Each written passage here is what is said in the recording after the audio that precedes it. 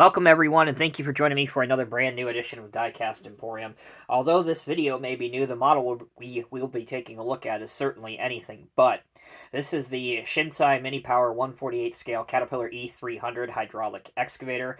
I believe this model dates back to the 1980s, maybe even the late 1970s. And if it looks kind of odd to you, I won't go into great detail in this video, but that is because there's a dead giveaway down here. Back in the day, Caterpillar had a relationship with Mitsubishi, specifically for some of their compact equipment and some of their excavators. So Cat admitted to themselves, well, you know what, when we go through our rebrand, we know that there's an existing excavator lineup out there that, quite frankly, is a better product than what we have, so why don't we just form some sort of business relationship? And that is how you got this generation of Cat excavators to be. But in fact, they are really just resprayed Mitsubishi excavators from the same era. All right. I said I won't go into too much detail, so there's plenty of information on the internet if you guys want to look further into that. Now, I did purchase this model used, so I don't know if this is the way the models came originally with the packing peanuts inside, but from what I gather, I do believe this is the original box. So as you can see, a lot of it is in Japanese, but we can make out Cat E300 Shinsei Mini Power. Model number is 606. And then on the back, there is some more copyright information, and we find the scale. That's what this S1/48 is. It opens up like this from the top.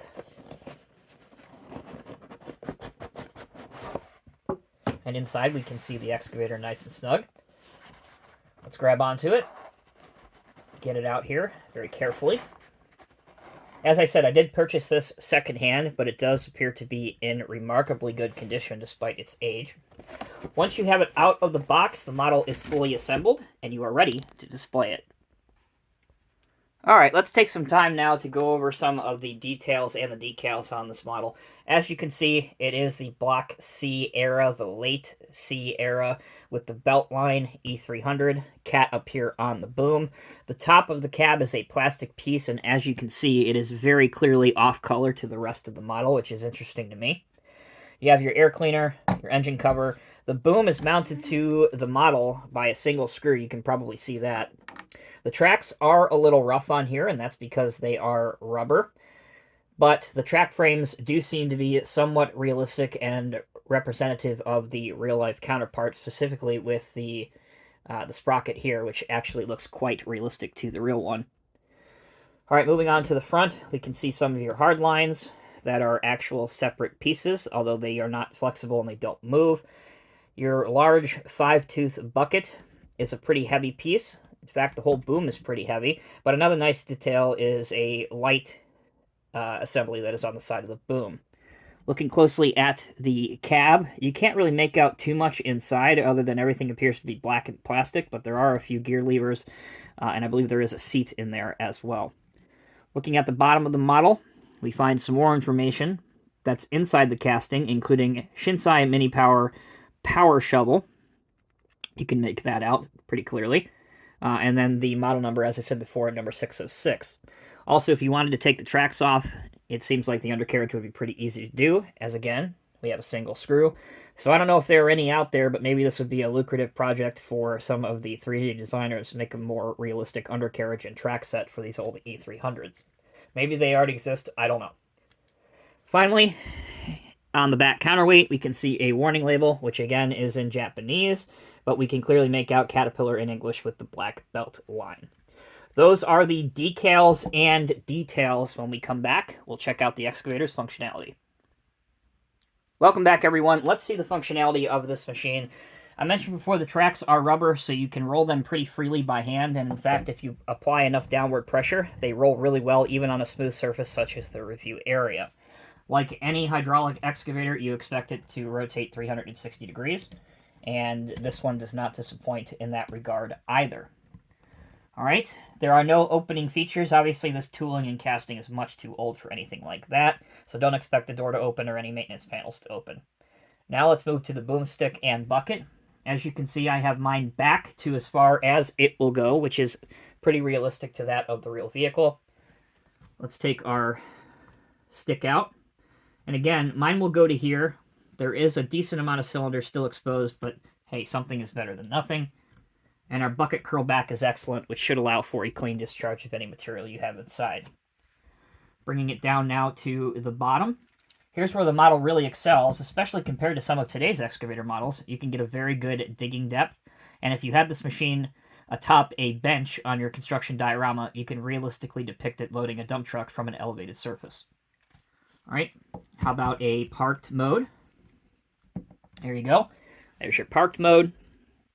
And if we want a transport mode with everything tucked in as tight as we can get it, you can also achieve that. So in most aspects of functionality, the model performs well, especially when you consider the date that this machine was manufactured. So really nothing to complain about there at all. The last thing I wanted to show you guys before we wrap up the video is what it may look like loading a dump truck. So let's bring in a 1/50th scale Diecast Master Transport Series Western Star dump truck. Bring him over here to the side. And again, because of the size of this machine, you have no issues with any height clearances, and you're able to dump completely into the side and or the back of the truck.